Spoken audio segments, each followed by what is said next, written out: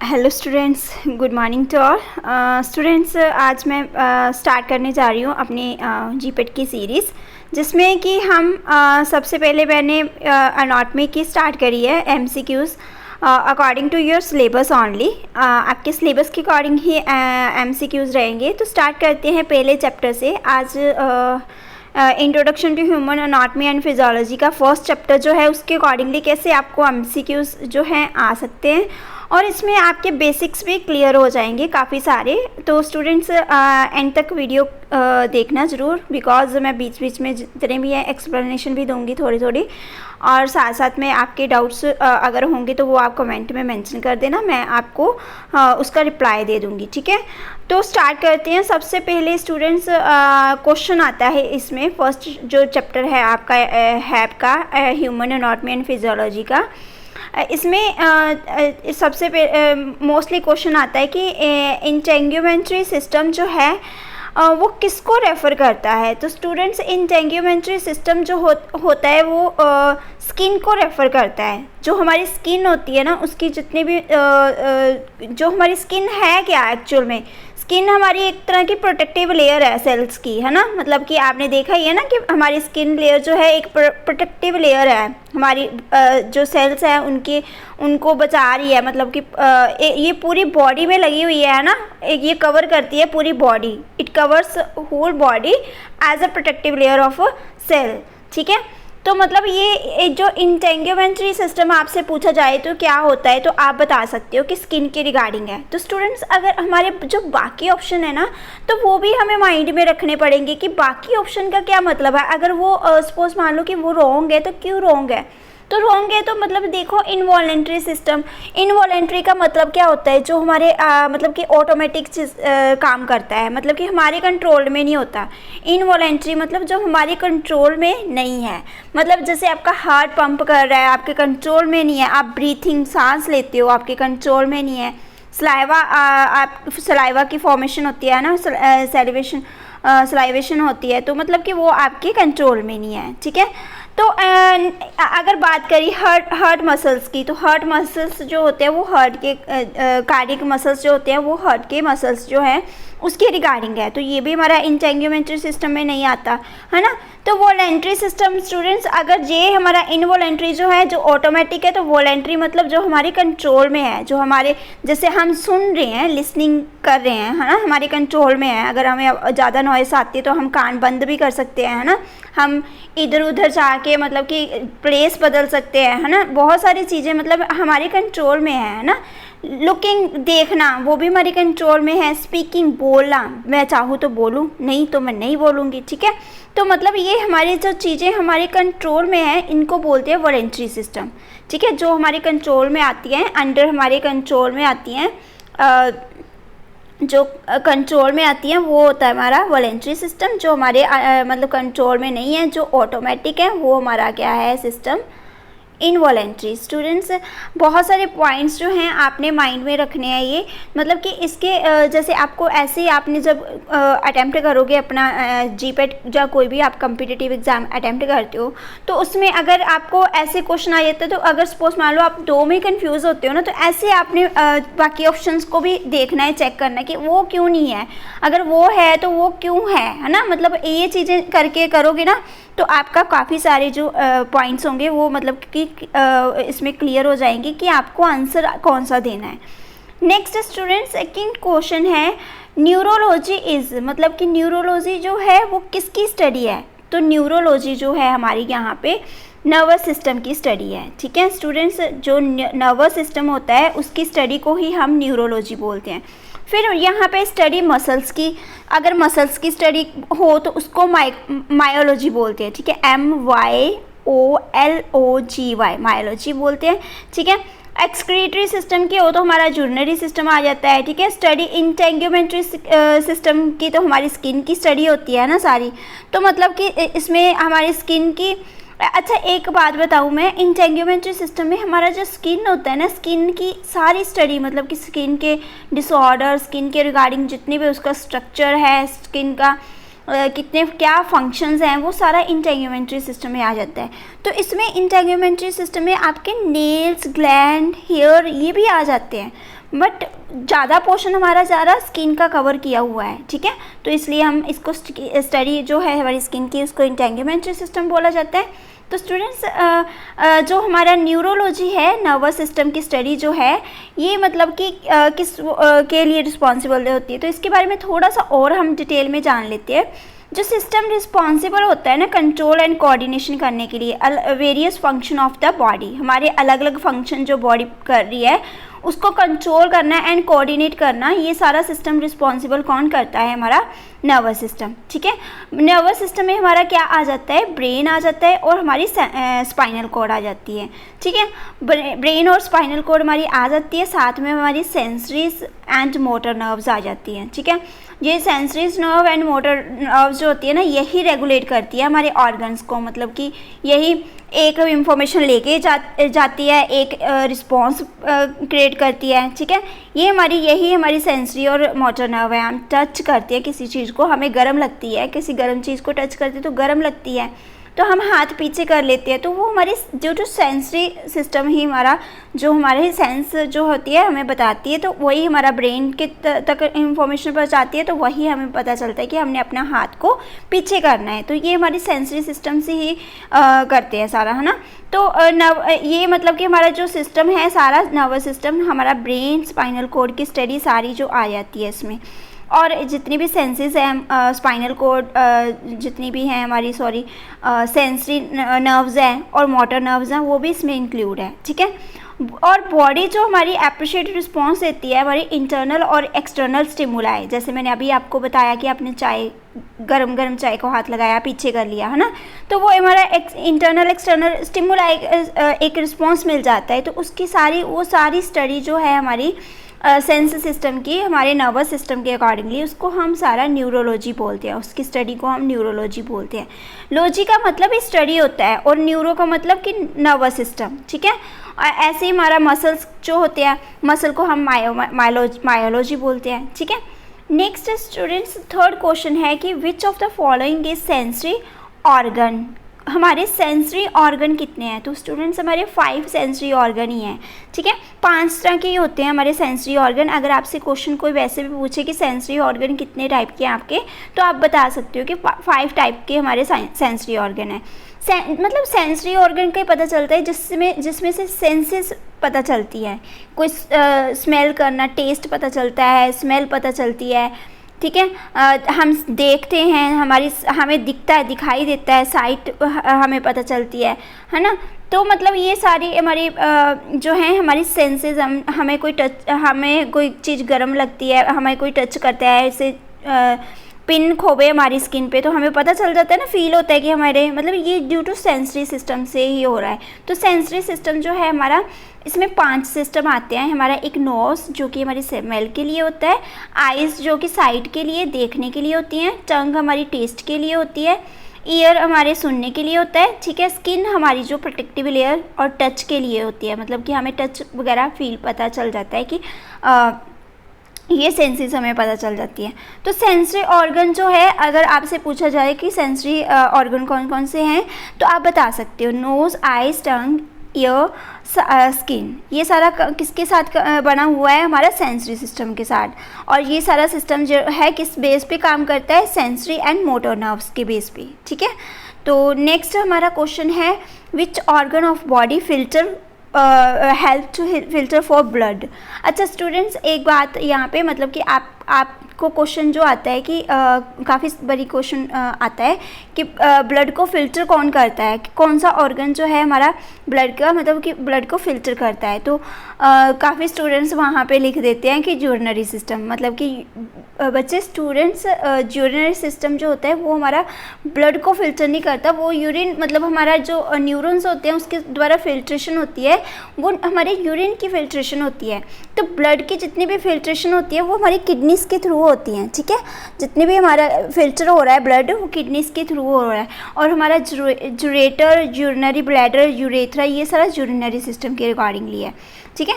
जो हमारी किडनीज़ होती है वही एज अ फिल्टर एक्ट करती हैं फॉर द ब्लड के लिए, ठीक है। नेक्स्ट क्वेश्चन है, science that deal with the study of function of various part of an organism और ह्यूमन बॉडी, मतलब कि स्टूडेंट्स आपके जो जितने भी ह्यूमन बॉडी के जितने भी ऑर्गेनिज्म हैं, उनके जितने भी डिफरेंट पार्ट्स हैं, उनकी जो स्टडी फंक्शन है, उनकी स्टडी को क्या बोला जाता है?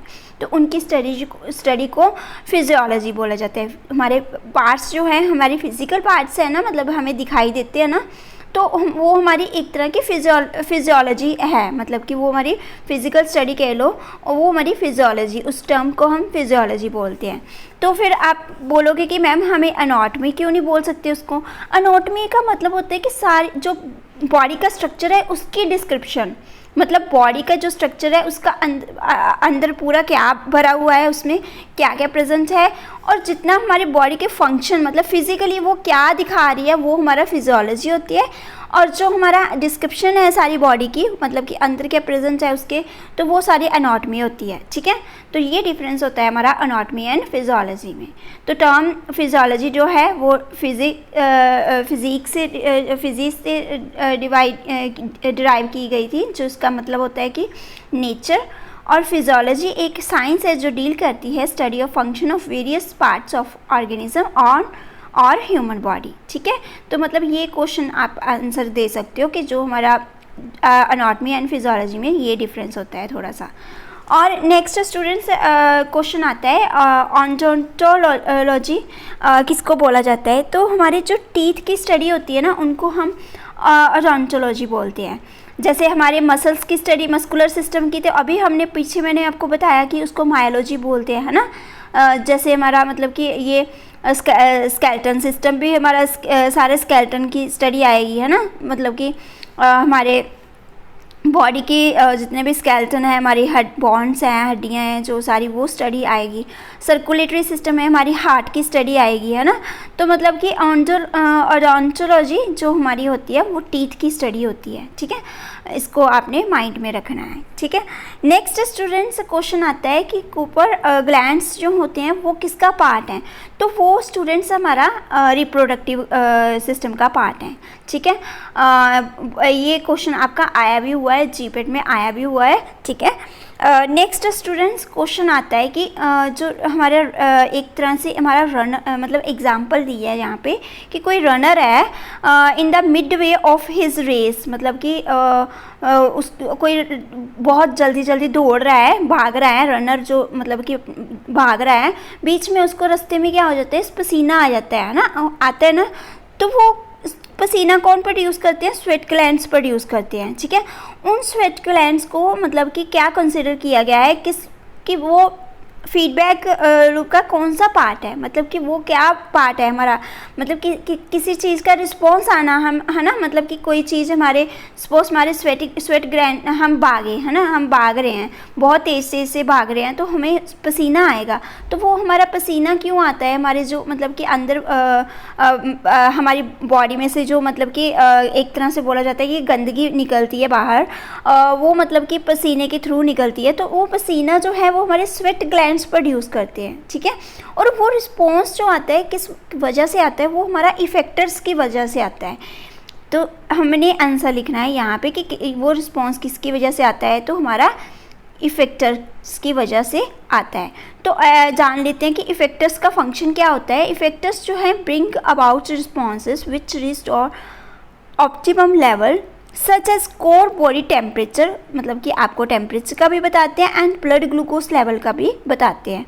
इफेक्टर्स जो हैं आपके इसमें हमारी मसल्स की और ग्लैंड्स का भी इंक्लूड है। सो रिस्पॉन्स जो आता है मसल्स का, मसल्स कॉन्ट्रैक्ट करते हैं, ठीक है, रिलैक्स होते हैं, वो सारा मतलब कि हमारा जो हमारे हार्मोन्स रिलीज़ की वजह से होता है। हार्मोन जो हमारे सारे रिलीज़ होते हैं, जो एक्शन प्रोवाइड करते हैं, उनको हम इफेक्टर बोलते हैं। ठीक है, इफेक्टर। नेक्स्ट स्टूडेंट्स हमारा आ जाता है कि एब्डोमिनल कैविटी जो है, जो कि is lined by a thin membrane, जो एक पतली सी मेम्ब्रेन के साथ एब्डोमिनल कैविटी जो है उस पर लाइन लगी हुई है, पतली सी लेयर लगी हुई है। उस लेयर को, उस लाइन को मतलब क्या बोला जाता है? Parietal peritoneum. ठीक है, वो लाइन किससे कवर हुई है?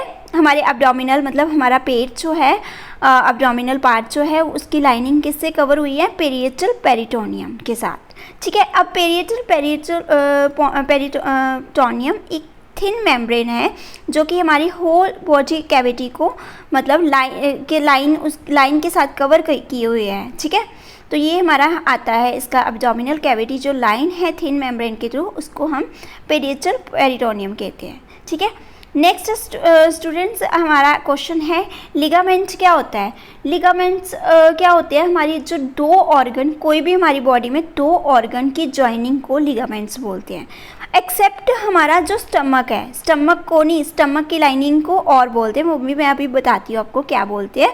पहले आपने माइंड में रखना है कि दो इंटरनल ऑर्गन की जॉइनिंग को, मतलब इंटरनल ऑर्गन्स की जॉइनिंग को लिगामेंट्स बोला जाता है, एक्सेप्ट हमारा स्टमक का अगर इंटरनल ऑर्गन के साथ कनेक्ट हो तो उससे क्या बोला जाता है वो भी मैं आपको बताती हूँ, ठीक है। अभी हमने ये लिगामेंट का याद रखना है। नेक्स्ट क्वेश्चन है हमारा कैविटी और स्पेस जो कि लाइन की जाती है एक्सटर्नली बाय अ पेरिटल पेरिटोनियम, जो मैंने अभी बताया ना आपको कि हमारी जो एब्डोमिनल कैविटी है वो किसके साथ लाइन है ना, तो वो पेरिटल पेरिटोनियम के साथ है। तो वो मतलब हमारी इंटरनली अंदर से वो विसरल पेरिटोनियम से कनेक्ट है, तो उसको क्या बोला जाता है। जो बाहर से तो हमारी मतलब कि एक्सटर्नली तो हमारी पेरिटल पेरिटोनियम से कनेक्ट है एब्डोमिनल कैविटी, बट अंदर वाली साइड से विसरल पेरिटोनियम के साथ मतलब वो कनेक्ट है, उसको क्या बोला जाता है, कोलम पार्ट बोला जाता है, ठीक है। कोलम COELOM कोलम बोला जाता है इसको। ये हमारा आंसर आ गया। ये है क्या हमारा एक बॉडी जो है कैविटी है, मोस्ट एनिमल एंड ह्यूमंस में वो अंदर से पोजिशनड होती है, वो अंदर से एक लाइनिंग से कवर होती है जिसको हम कॉलम पार्ट बोलते हैं, और ये हमारा क्या कंटेन करता है, हमारा डिजेस्टिव सिस्टम और अदर ऑर्गन्स को भी कंटेन करता है, ठीक है। अब आपको पता चला एब्डोमिनल की अंदर वाली लेयर को क्या बोलते हैं और बाहर वाली लेयर को क्या बोलते हैं, ठीक है। ये आपने माइंड रखना है। बाहर वाली लेयर जो हमारी होती है एक्सटर्नल, वो पेरिटल पेरिटोनियम के साथ कवर होती है, अंदर वाली जो होती है वो विसरल पेरिटोनियम के साथ कनेक्ट होती है, ठीक है। लाइन होती है लाइनिंग उसकी होती है। नेक्स्ट स्टूडेंट्स मतलब कि parietal peritoneum and visceral peritoneum membrane जो है ये कहाँ से डेवलप होती है। ये स्टूडेंट्स जो हमारा एम्ब्रियो का मीजोडर्म पार्ट होता है ना, मीजोडर्म, उससे ये डेवलप होती है, ठीक है। ये भी आपका क्वेश्चन आ चुका है, तो आपने माइंड में रखना है जो हमारी पेरिटल पेरिटोनियम है जो कि हमारी एब्डोमिनल की एक्सटर्नल लेयर है, और विसरल पेरिटोनियम जो कि अंदर वाली लेयर है, वो कहाँ से डेवलप होती है, वो हमारा जो एम्ब्रियो का मीजोडर्म पार्ट है वहाँ से डेवलप होती है, ठीक है। आपने ये याद रखना है। उसके बाद स्टूडेंट्स क्वेश्चन मैंने आपको बताया था कि जो हमारी अंदर वाली लेयर इंटरनल पार्ट से मतलब कि अंदर वाले ऑर्गन जो है, हमारे इंटरनल ऑर्गन जो हैं एक दूसरे से, दो ऑर्गन आपस में कनेक्ट हैं, तो वो किसके साथ कनेक्ट हैं, उसको हम क्या बोलते हैं, लिगामेंट्स। एक्सेप्ट मैंने बताया था स्टमक को, है ना। तो स्टमक के साथ जो इंटरनल ऑर्गन कनेक्ट है तो उसको क्या बोला जाता है, ओमेंटम, ठीक है। ओमेंटम ये हमारा जो आ जाता है, इसका आंसर आ जाता है, ठीक है। अब आपको लिगामेंट्स पता चल गया, ठीक है, ओमेंटम का पता चल गया। अब आपको ये माइंड में रखना है, ये दोनों चीज़ें आपको याद रखनी है, ठीक है। फिर आता है हमारा स्टडी ऑफ हार्ट। तो बहुत ही बच्चों ने कॉमनली सुना भी होगा, हार्ट की स्टडी को क्या कहते हैं, कार्डियोलॉजी, है ना। कार्डियक हार्ट, एक हार्ट को हम कार्डियक भी बोल सकते हैं ना, तो इसलिए हमारी जो स्टडी है इसकी उसको हम कार्डियोलॉजी बोलते हैं, ठीक है। तो फिर मतलब कि हमारी जो ऑस्टियोलॉजी क्या है, ऑस्टियोलॉजी स्टूडेंट्स क्या है, आप बताओ मुझे। आपकी जितनी भी बोन्स हैं वो सारी स्टडी उसको ऑस्टियोलॉजी बोला जाता है। न्यूरोलॉजी क्या है, हमारी न्यूरॉन्स की सारी नर्वस सिस्टम की स्टडी, ठीक है। ऐसे हमारा ऑटोलॉजी क्या है, ऑटोलॉजी हमारे ईयर की, हमारे कानों की स्टडी को, हमारे ईयर की स्टडी को ऑटोलॉजी बोला जाता है, ठीक है। नेक्स्ट स्टूडेंट्स लास्ट क्वेश्चन इसमें है कि जो हमारे पल्पिब्रे होते हैं वो हमारे क्या होते हैं, वो जो हमारे अंदर वाली ऊपर वाली साइड में अपर लिड आई लिड्स होती है ना, उसको पल्पिब्रा बोला जाता है, पल्पिब्रा, ठीक है। तो स्टूडेंट्स अंदर मतलब कि ऊपर वाली लेयर आई लिड्स को ही हम पल्पिब्रा बोलते हैं। तो ये आपका फर्स्ट जो चैप्टर है उसमें एनाटॉमी के, वहाँ से इम्पॉर्टेंट क्वेश्चन मैंने उठाए हैं। ये टर्म्स आपको पता होना चाहिए।